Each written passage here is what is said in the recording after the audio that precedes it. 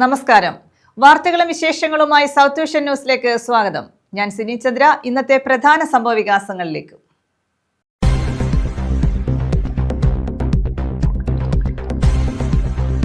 ഷാർജയിൽ മലയാളി യുവതിയെ ഫ്ളാറ്റിൽ മരിച്ച നിലയിൽ കണ്ടെത്തി. പുതിയ ജോലിയിൽ പ്രവേശിക്കാനിരിക്കെയാണ് മരണം. ചവറ തെക്കുംഭാഗം കോയിവിള സ്വദേശിനി അതുല്യ ശേഖറാണ് മരിച്ചത്.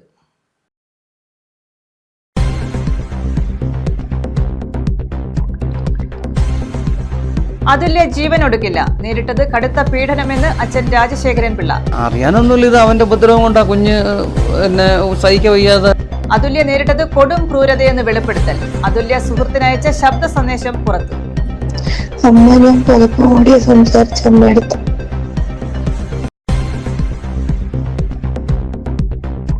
പട്ടികവർഗ നഗരങ്ങളിലെ ഭൗതിക സാഹചര്യം കൂടുതൽ മെച്ചപ്പെടുത്തുന്നതിന് പ്രത്യേക സമിതി രൂപീകരിക്കുമെന്ന് മന്ത്രി കെ വി ഗണേഷ് കുമാർ. പിറവന്തൂർ മുള്ളുമല പട്ടികവർഗ നഗറിനായി 1 കോടി രൂപ അനുവദിച്ചു. വികസന പ്രവർത്തനങ്ങൾ ചർച്ച ചെയ്യാനായി പ്രത്യേക ഊരുകൂട്ടം.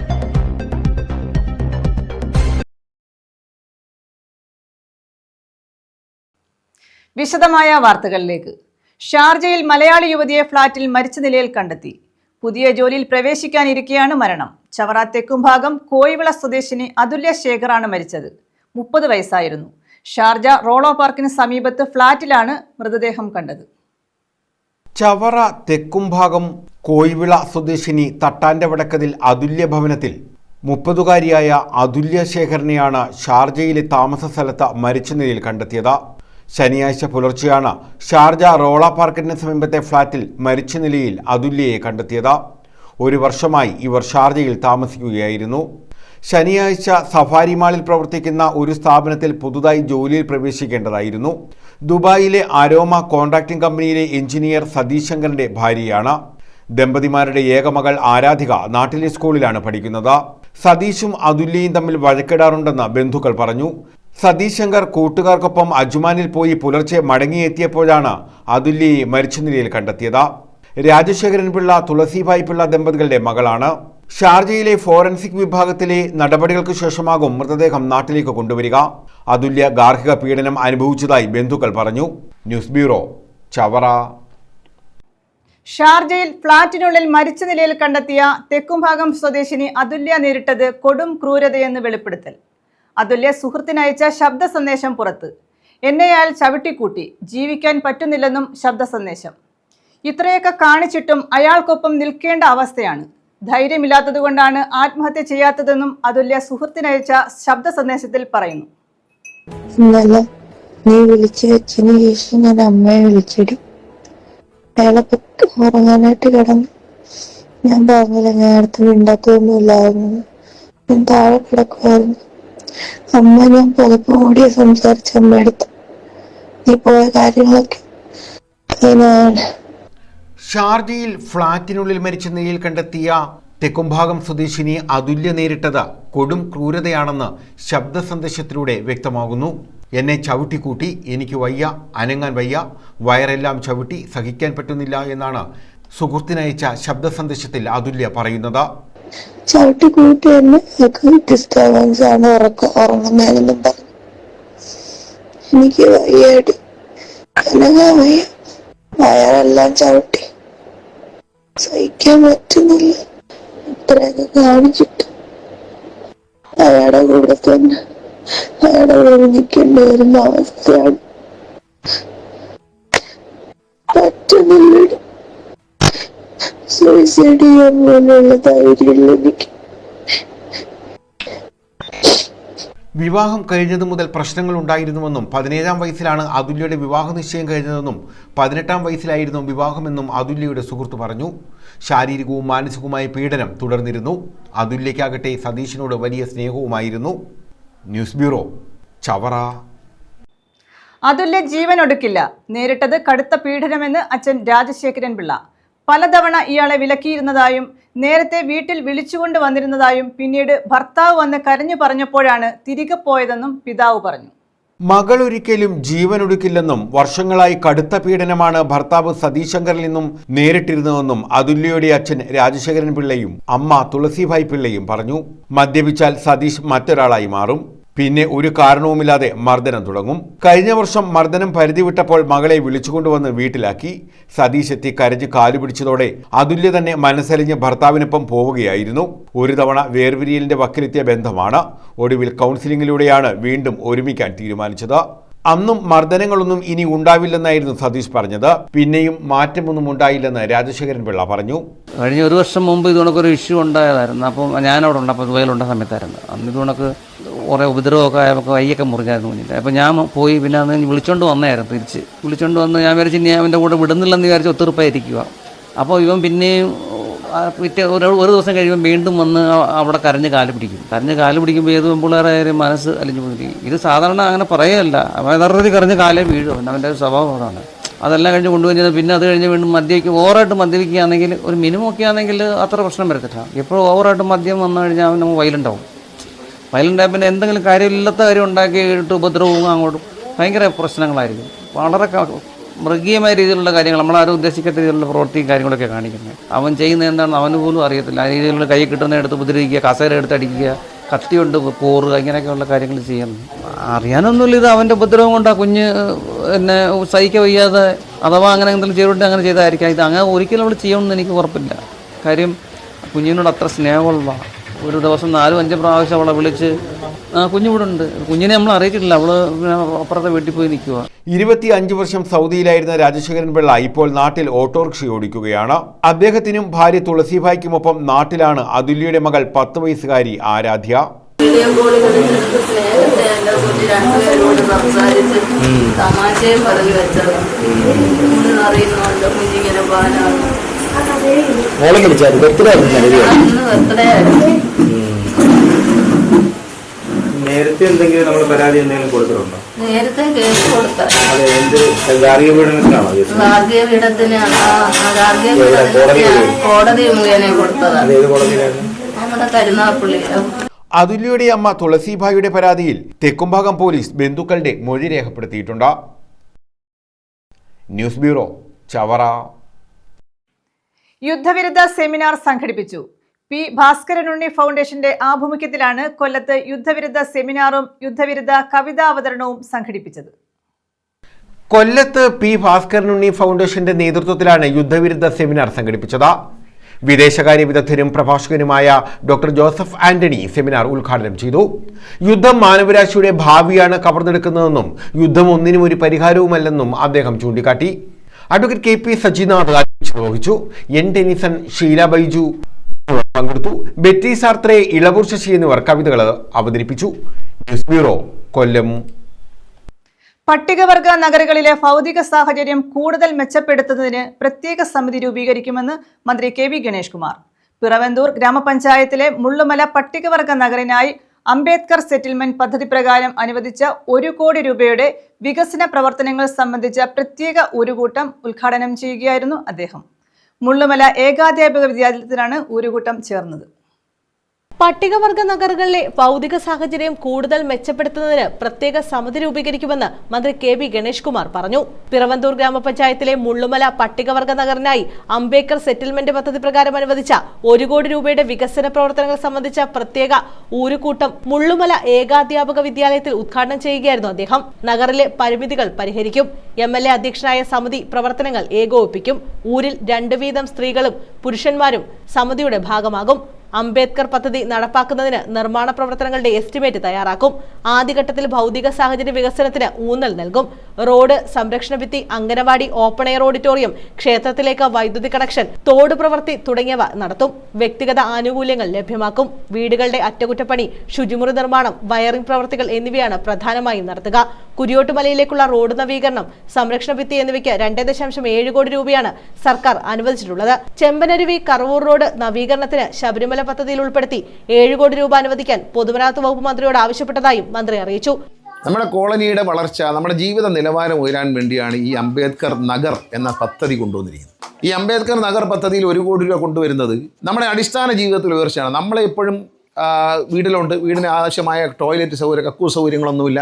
അത് മറ്റ് പറമ്പിലോ കാട്ടിലോ കയറി പോകും. അതൊക്കെ മാറണം. എല്ലാ വീട്ടിലും ഇപ്പം നമ്മൾ ഈ പണം ഉപയോഗിക്കുമ്പോൾ എല്ലാ വീട്ടിലും കക്കൂസ് ഇല്ലാത്തവർ കൂടി അത് കൊടുത്ത് അത് പൂർത്തിയാക്കണം. പിന്നെ വീടുകൾക്ക് വൈദ്യുതി ഇല്ലാത്തവരുണ്ട്, വയർ ചെയ്യാൻ വൈദ്യുതി ഇവിടെ എത്തിയിട്ടുണ്ട്, പക്ഷേ വയർ ചെയ്യാൻ നിവർത്തിയില്ലാത്തതുകൊണ്ട് അവർക്ക് വയർ ചെയ്ത് എല്ലാ വീട്ടിലും വെളിച്ചമുണ്ടാകണം. കാരണം നമ്മുടെ ഈ പ്രദേശത്ത് വൈദ്യുതി കൊണ്ടുവന്നത് ഞാനാണ് വർഷങ്ങൾക്ക് മുമ്പ്. അതിനുശേഷം എല്ലാ വീട്ടിലും വൈദ്യുതി വന്നു, പക്ഷേ വയറിങ് കറക്റ്റ് അല്ലെങ്കിൽ അവർ കണക്ഷൻ തരത്തില്ല. അപ്പോൾ ആ വയറിങ് ഇല്ലാത്തവർക്ക് വയറിങ് കൊടുക്കുക. പിന്നെ പൊതുവായി കിണറിനെ സംബന്ധിച്ച് ചിന്തിക്കേണ്ട, കാരണം കുടിവെള്ളം വന്നിട്ടുണ്ട്, അതും ഞാൻ തന്നെ കൊണ്ടുവന്നാണ്. ഇവിടെ ചെമ്പനരുവി കുടിവെള്ള പദ്ധതി, അത് മുള്ളുമലയ്ക്കും വളരെ ഉപകാരപ്പെട്ടിട്ടുണ്ട്. പിറവന്തൂർ ഗ്രാമപഞ്ചായത്ത് പ്രസിഡന്റ് ആർ സോമരാജൻ അധ്യക്ഷത വഹിച്ചു.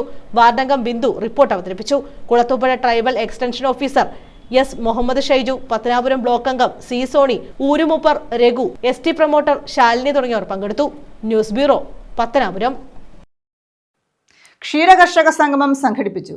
ക്ഷീരവികസന വകുപ്പിന്റെയും പത്തനാപുരം ബ്ലോക്ക് പഞ്ചായത്തിന്റെയും ആഭിമുഖ്യത്തിലാണ് ക്ഷീരസംഗമം സംഘടിപ്പിച്ചത്. മന്ത്രി KB ഗണേഷ് കുമാർ ഉദ്ഘാടനം ചെയ്തു. കന്നുകാലി പ്രദർശനം, ഗോരക്ഷാ ക്യാമ്പ്, ആദരവ് എന്നിവയും ഇതോടനുബന്ധിച്ച് നടത്തി. ക്ഷീരവികസന വകുപ്പും പത്തനാപുരം ബ്ലോക്ക് ആത്മ കൊല്ലം എന്നിവയുടെ സംയുക്ത ആഭിമുഖ്യത്തിലാണ് ക്ഷീരകർഷക സംഗമം സംഘടിപ്പിച്ചത്. മന്ത്രി KB ഗണേഷ് കുമാർ ഉദ്ഘാടനം നിർവഹിച്ചു. വളരെ അഭിമാനത്തോടെ തന്നെ പത്തനാപുരം ബ്ലോക്ക് പഞ്ചായത്തിലെ ഇത്തരത്തിലൊരു ആഘോഷം നടത്താൻ മുമ്പും ക്ഷീരകർഷകരുടെ വലിയ സംഗമം ബ്ലോക്കിൽ സംഘടിപ്പിച്ചുകൊണ്ടെങ്കിൽ ഈ വർഷം ഫലപ്രദമായ രീതിയിൽ പ്രവർത്തിച്ചതിന് ശേഷമാണ് ഇത്തരത്തിലൊരു സംഘടിപ്പിച്ചത്. പലപ്പോഴും നമ്മൾ സംഘടന ചില ആഘോഷങ്ങളൊക്കെ സംഘടിപ്പിക്കുന്നത്, പക്ഷെ അതിനുപരിയായി ഈ വർഷം ഈ മേഖലയിൽ കോടിക്കണക്കിന് രൂപ ചെലവഴിച്ചുകൊണ്ടാണ് പത്തനാപുരം ബ്ലോക്ക് പഞ്ചായത്തിന്റെ പ്രവർത്തനം മികച്ച രീതിയിൽ നടന്നത്.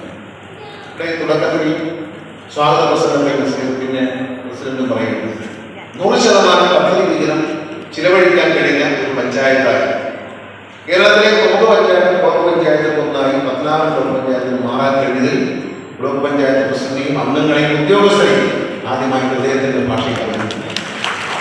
ഇതോടനുബന്ധിച്ച് കന്നുകാലി പ്രദർശനം, ഗോരക്ഷാ ക്യാമ്പ്, ക്ഷീരവികസന സെമിനാർ, ഡയറി എക്സിബിഷൻ, ക്ഷീരകർഷകരെ ആദരിക്കൽ എന്നിവയും നടത്തി. Pathanapuram block panchayat president A Anandavalli അധ്യക്ഷത വഹിച്ചു.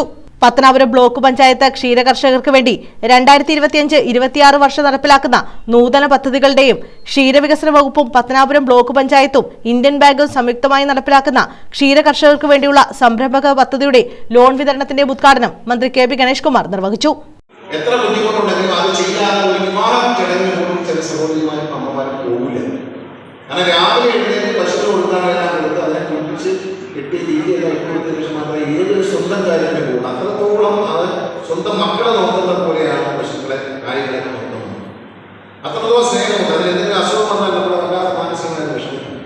അപ്പോൾ ഏറ്റവും സ്നേഹത്തോടെ നമ്മുടെ കുഞ്ഞുങ്ങളെ വളർത്തുന്ന പോലെ നമ്മൾ വളർത്തിക്കൊണ്ടുവരുന്ന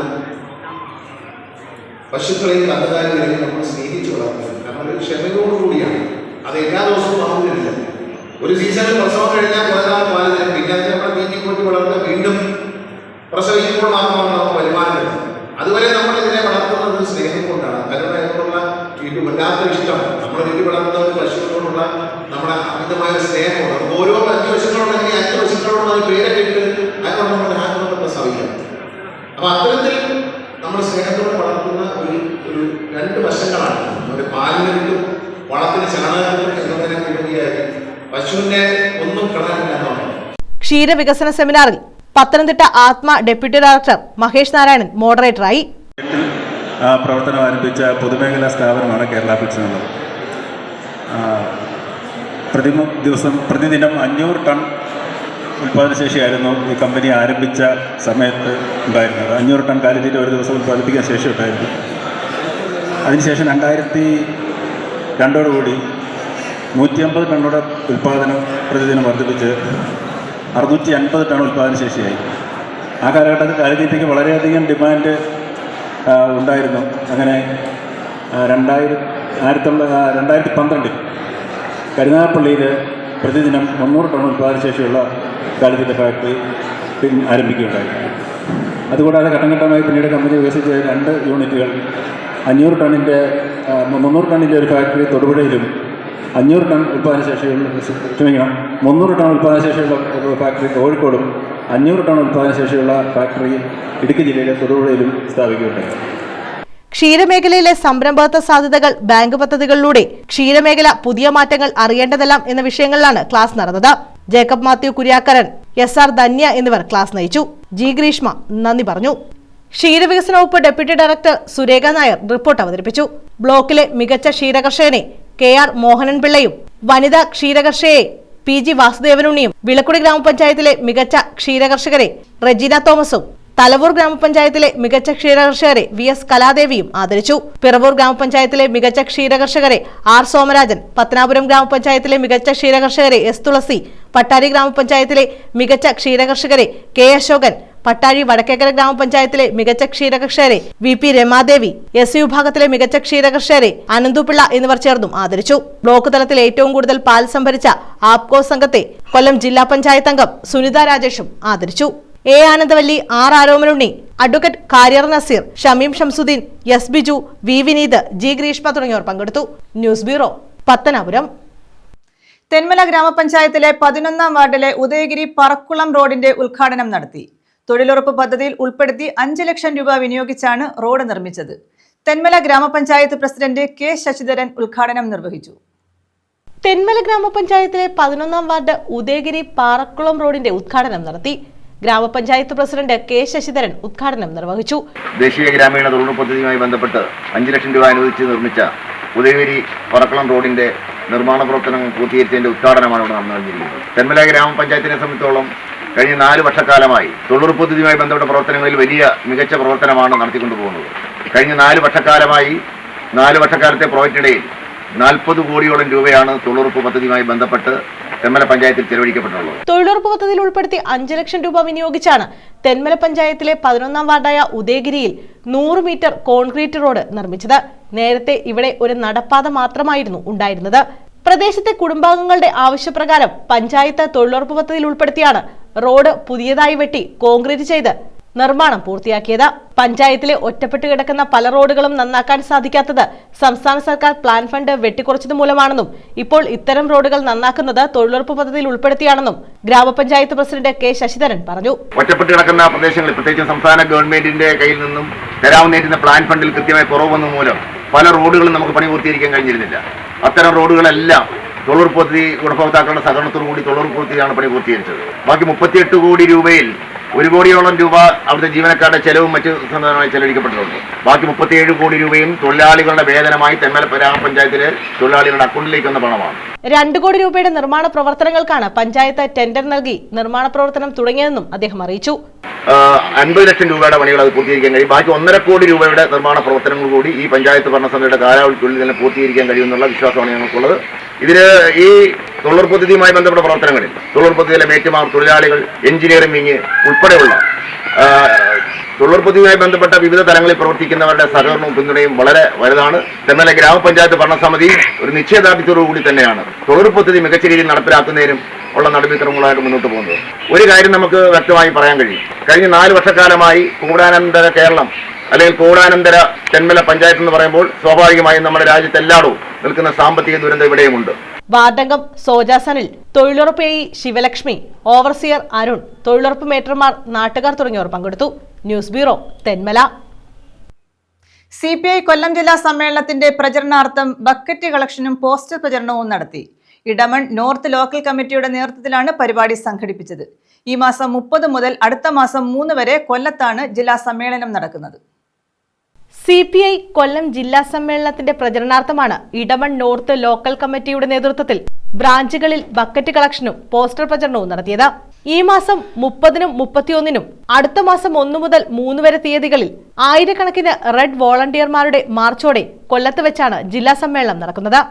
ഇതിന്റെ ഭാഗമായി 23-ന് വൈകിട്ട് 4-ന് പുനലൂർ രാജരോഹിണി ഹാളിൽ സാംസ്കാരിക സന്ധ്യയും നടക്കും. ജില്ലാ സമ്മേളനത്തിന്റെ വിജയത്തിനായി തെന്മല, ആര്യങ്കാവ്, കരവാളൂർ പഞ്ചായത്തുകൾക്ക് പുറമെ പുനലൂർ നഗരസഭാ പ്രദേശങ്ങളിലും പ്രചാരണ പ്രവർത്തനങ്ങൾ പൂർത്തിയാക്കി കഴിഞ്ഞു. ഇതിന്റെ ഭാഗമായാണ് ഇടമൺ നോർത്ത് ലോക്കൽ മേഖലയിലെ 9 ബ്രാഞ്ചുകളിൽ ബക്കറ്റ് കളക്ഷനും പോസ്റ്റർ പ്രചരണവും നടത്തിയത്.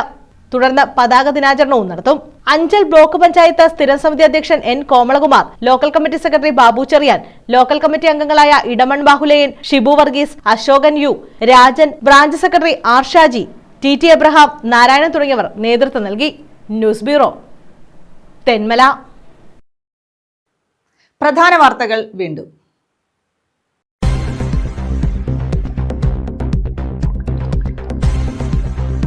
ഷാർജയിൽ മലയാളി യുവതിയെ ഫ്ളാറ്റിൽ മരിച്ച നിലയിൽ കണ്ടെത്തി. പുതിയ ജോലിയിൽ പ്രവേശിക്കാനിരിക്കെയാണ് മരണം. ചവറ തെക്കുംഭാഗം കോയിവിള സ്വദേശിനി അതുല്യ ശേഖറാണ് മരിച്ചത്.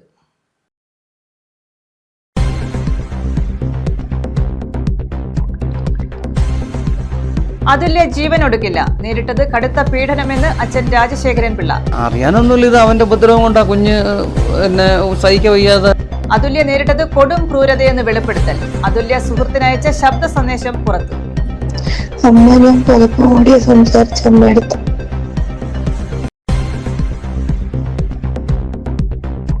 പട്ടികവർഗ നഗരങ്ങളിലെ ഭൗതിക സാഹചര്യം കൂടുതൽ മെച്ചപ്പെടുത്തുന്നതിന് പ്രത്യേക സമിതി രൂപീകരിക്കുമെന്ന് മന്ത്രി കെ.ബി. ഗണേഷ് കുമാർ.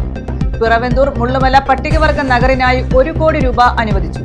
വികസന പ്രവർത്തനങ്ങൾ ചർച്ച ചെയ്യാനായി പ്രത്യേക ഊരുകൂട്ടം.